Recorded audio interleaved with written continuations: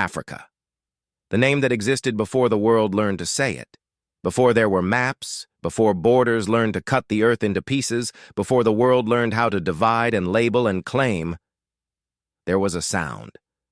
A sound spoken by traders, whispered by soldiers, misheard by conquerors, written down by strangers, Africa, a name the land itself never chose, yet a name that came to define an entire civilization.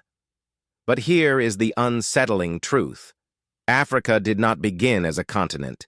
It began as a misunderstanding, and the deeper we trace that misunderstanding, the more it reveals about power, fear, identity, and who gets to name the world. We are taught to believe that names emerge naturally, that continents are named because they are vast, obvious, undeniable. But history does not work that way. History is written by those who arrive last and rename what already existed. When ancient people lived on this land, they did not call it Africa. They called it home. They called it by rivers, by ancestors, by seasons, by spirits. Names were local, sacred, specific. The idea of naming an entire landmass, millions of cultures, languages, and identities, under one word, that idea did not come from Africa. It came from outsiders who needed simplicity to justify control. The first recorded use of the name Africa did not describe a continent at all. It described a small strip of land in what is now modern Tunisia.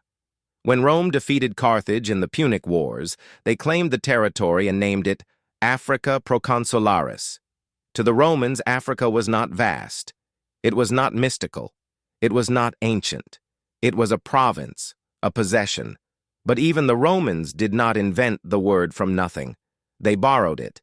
And like all borrowed words in history, what it meant before matters more than how it was later used.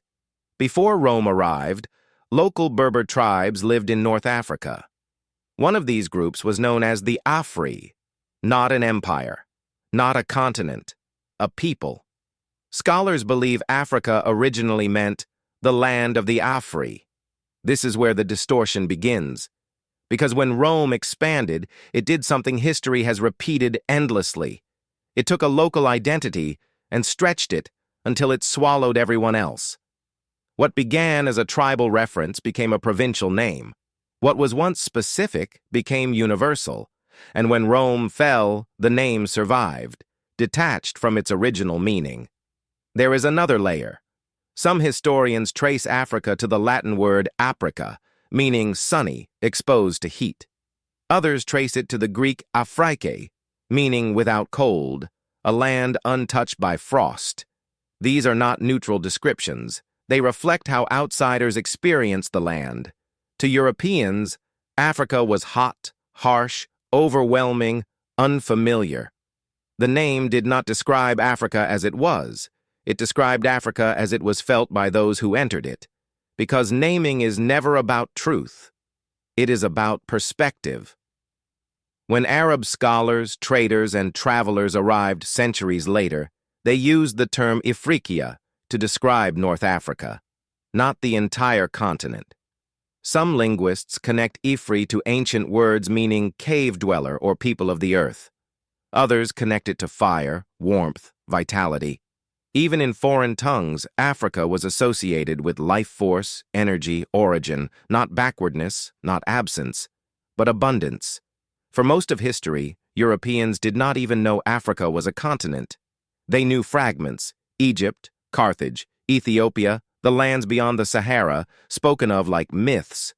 During the age of exploration, Europeans finally mapped the landmass fully. And then a silent act of dominance occurred.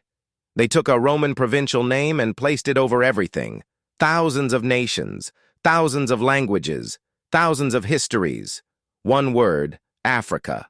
A single name makes a place easier to describe, easier to categorize, easier to exploit.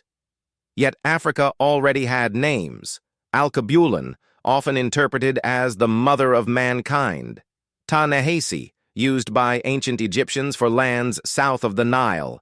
Kemet's southern lands, not foreign, but connected. Africa did not lack identity. It lacked recognition. Names shape perception. When a land is named by outsiders, it becomes easier to see it as distant, abstract, other. Africa became a place to be discovered, a place to be civilized, a place to be ruled. Not because it was empty, but because the name made it feel removable, and abstraction is always the first step toward domination. Here is the paradox history leaves us with. Africa is the oldest human land carrying one of the youngest global names. Humanity emerged here long before Rome, Greece, or Arabia existed. Yet the world still speaks of Africa as if it were new, unknown, waiting to be understood. The name Africa does not define the land. The land gave meaning to the name. Africa is not a word. It is a source, a beginning the world renamed because it could not fully comprehend it. To ask where the name Africa comes from is not merely a linguistic question. It is a power question. Who names the world? Who gets remembered? And who is reduced to a single word? Africa existed long before it was named, and it will exist long after names lose their power. Because some lands are not defined by what they are called, but by what they gave to the world before the world learned how to speak.